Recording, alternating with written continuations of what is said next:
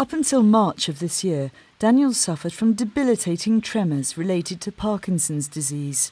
It was very difficult for him to read the paper. Oui, vraiment difficile. De par les tremblements, j'étais obligé de poser à plat mon journal. De plus, je suis un pendulaire, je travaille à Berne. Et dans le train, c'était plus possible de lire le journal. Medication didn't help, so electrodes were planted in his brain which stopped the tremors. Donc c'est une grosse pile avec le processeur qui est sur mon muscle. On voit bien quand je bouge, il bouge avec le muscle. Et après, il y a le câblage qui part ici, on le voit, c'est pas une veine, c'est le câble qui passe derrière l'oreille et qui monte se connecter aux deux électrodes que j'ai de chaque côté. The procedure known as DBS, or Deep Brain Stimulation, is used here at the University Hospital in Bern. The electrode implantation process is often completed using only local anaesthesia, so patients remain awake and responsive. 2 small holes are made in the skull. Then the electrodes are inserted, which send an artificial current to the middle of the brain. Le but est de stimuler une partie très petite de la profondeur du cerveau pour pouvoir faire disparaître des symptômes comme le tremblement, la rigidité, la kinésie dans la maladie de Parkinson. Puis avec cet appareil, je peux débrancher ou monter le voltage ou le baisser.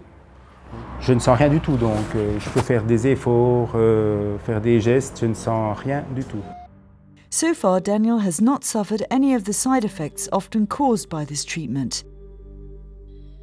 The electrodes used send the electric currents in every direction.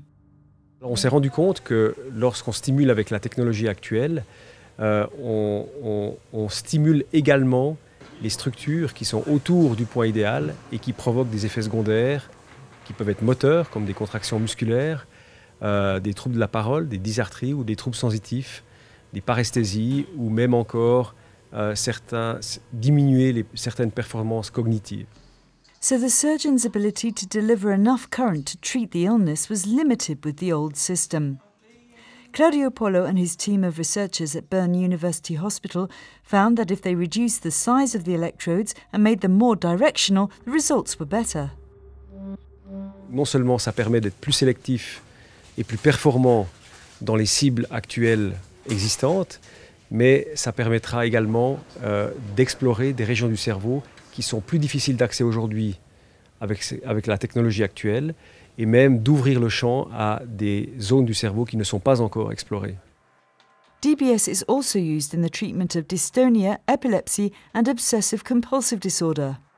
But this is just the beginning. Hundreds of research manuscripts are published every year, so we may soon see electrodes being used to treat many more disorders of the brain.